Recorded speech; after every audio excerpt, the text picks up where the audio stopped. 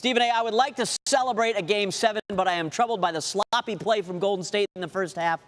I am troubled by the Rockets going 0 for 27, so I can't get terribly excited about what I saw. I want your feelings on what you witnessed down there in person in Houston.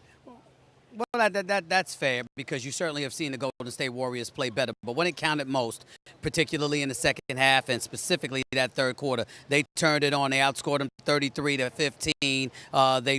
They were drilling threes from all over the place. Steph Curry was doing something. Klay Thompson was doing it along those lines. We saw Kevin Durant return to action in the second half, particularly in the fourth quarter, doing the things that he is supposed to do. And so in light of that, the better team won.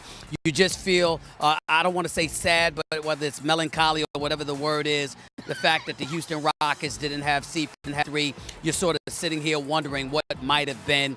They shot 7 of 44 from three-point range. Harden shot 2 of 13. Eric Gordon shot 2 of 12. Trevor Ariza gave you 41 minutes and didn't score a single point.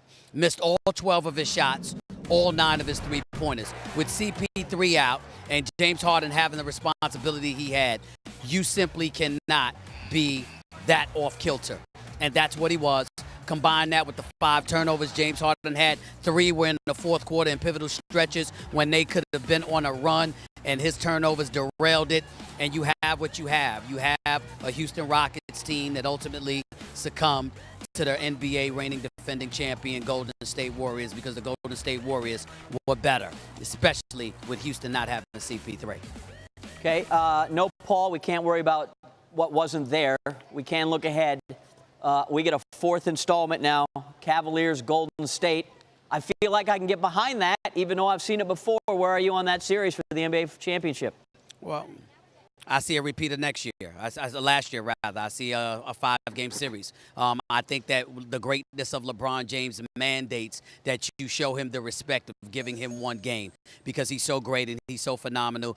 He's the greatest player of this generation. You have to assume that somehow, some way, they can inspire you to get at least 1 game. I'd be shocked if Cleveland could deliver more than that because if you couldn't deliver more than 1 game, having with Kyrie Irving as your sidekick last year, I don't know what you're going to do this go round. Certainly, it's going to help to have Kevin Love out of concussion protocol.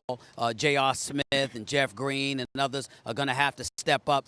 But this is a juggernaut we're talking about here, a Golden State Warriors team that when they really get after you, with their aerial assault, there's little to nothing that you can do. And I've seen nothing from the Cleveland Cavaliers that tells me they can deal with that. A matter of fact, every time we saw Boston hitting threes against them, they ultimately succumbed against Boston. So what are you going to do against the reigning defending NBA champions, who is the greatest shooting team of this generation? I don't know what you can do. I'm hopeful. Please don't get me wrong. I just sincerely doubt that we're going to see anything differently than what we saw last year. Well, start by guarding up in the third quarter. I hope you didn't check out of your room in Golden State because you got to go right back there. We'll see you for that. We'll see you on First Take. We'll see you on the Scott Van Pelt News Hour. I just checked into a different hotel. That's all.